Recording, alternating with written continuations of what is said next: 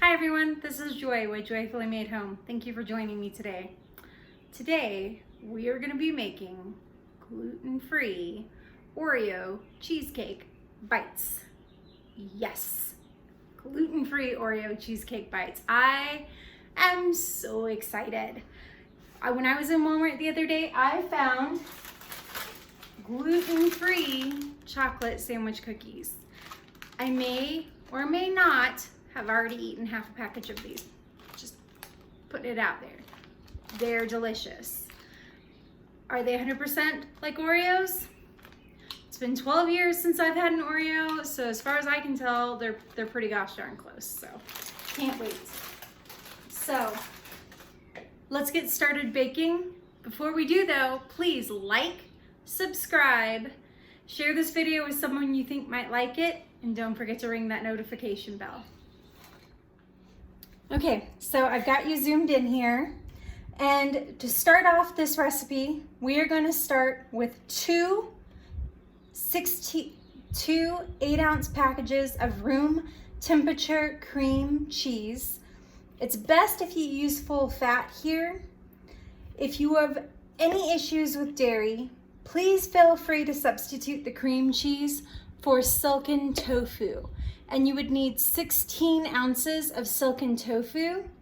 And this recipe is going to have sour cream in it, so you can substitute the sour cream with a lactose-free sour cream or a silk dairy-free sour cream. Those are great options.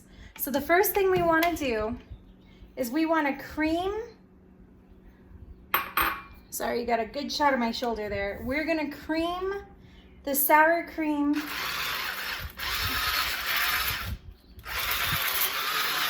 and the sugar together. This way you don't have a grainy texture from that sugar. So I'm going to cream this together and I'll be right back. Okay, so when you're done creaming it together, you want it to have this smooth appearance. So I've already scraped down the sides of the bowl and it's time to add our next ingredients. So first we are going to add 1/2 cup of sour cream. Let's see if I can balance. Nope, that didn't work. Nailed it. So we're going to add 1/2 cup of sour cream to this mixture. We're also going to add 1/2 teaspoon of cornstarch. And you're probably wondering, why are we adding cornstarch to cheesecake? But cornstarch is a game changer. It'll keep your cheesecake from deflating.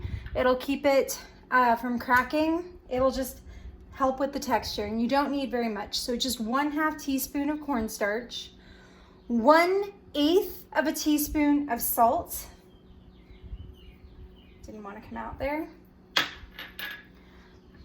1/2 teaspoon of pure vanilla extract. And the reason we're using pure vanilla extract is because usually imitation vanilla is not gluten-free. So we're just going to beat this together until well blended.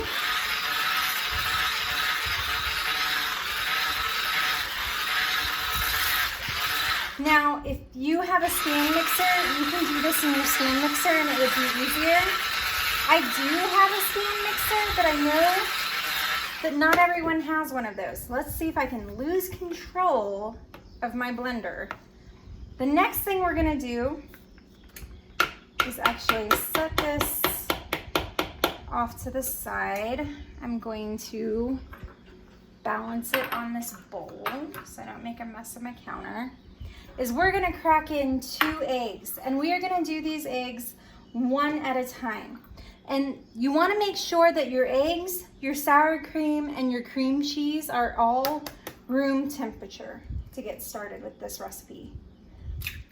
So the reason you crack this into a bowl is so that you don't get any shells in your cheesecake, because nothing is pleasant about biting into a shell.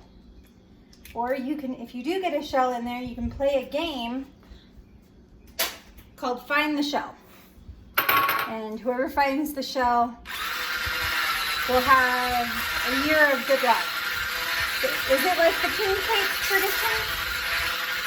So we're gonna beat the eggs into our cream cheese mixture one at a time.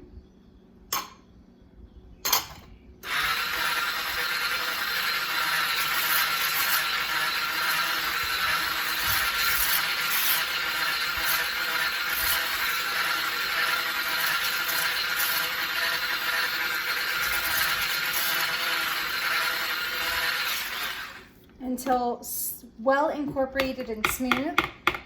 And now we're done with the blender. I'm just gonna set it over here, out of the way.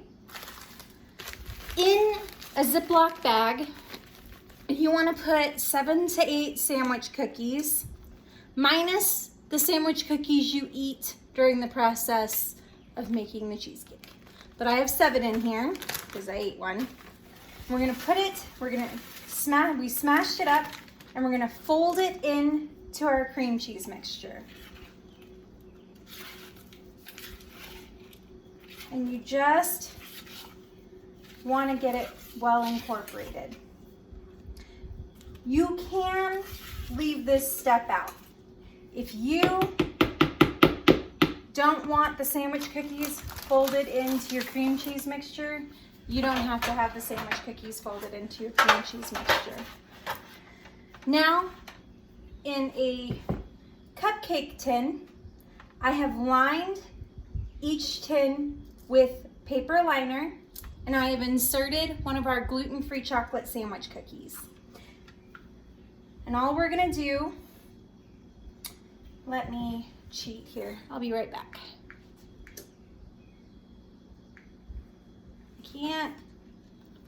Pushing the wrong button. I grabbed my favorite kitchen gadget of all time, an ice cream scoop, and I'm going to scoop the batter into each of these molds.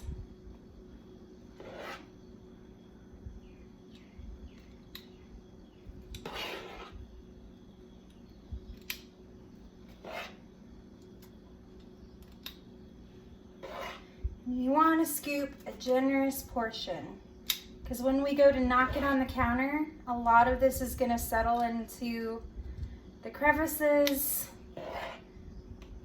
and it's just going to be yummy when it's done.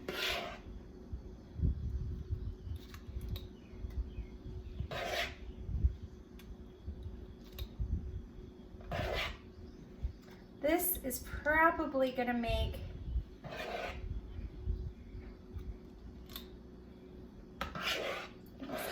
trying to do math in my head. 24 of these muffins. Okay, we have filled, can't speak, all of our muffin tins, and now we are going to give them a good knockdown on the counter, just to get out all of those air bubbles. I have preheated my oven to 320 degrees Fahrenheit.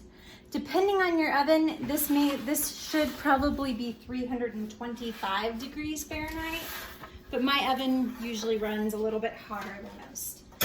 And I've put the muffin tins on a cookie sheet so that the bottoms of the cheesecakes don't burn. You do not have to have a water bath with these cheesecakes because of the, is that better? Okay, because we included the cornstarch in the recipe. That really helps. I've got cream cheese on my forehead, that's awesome. That really helps with it not cracking or splitting or over baking. So we're putting these in a 320 to 325 degree Fahrenheit oven for approximately 20 minutes. And then once we bring those out, we're gonna allow them to cool on the counter to room temperature. Okay, so we pulled them out of the oven, we let them come to room temperature, and it's pretty hot here in Denver today, so we actually put them in the refrigerator for a little while just so that they could cool off completely. Mm-hmm.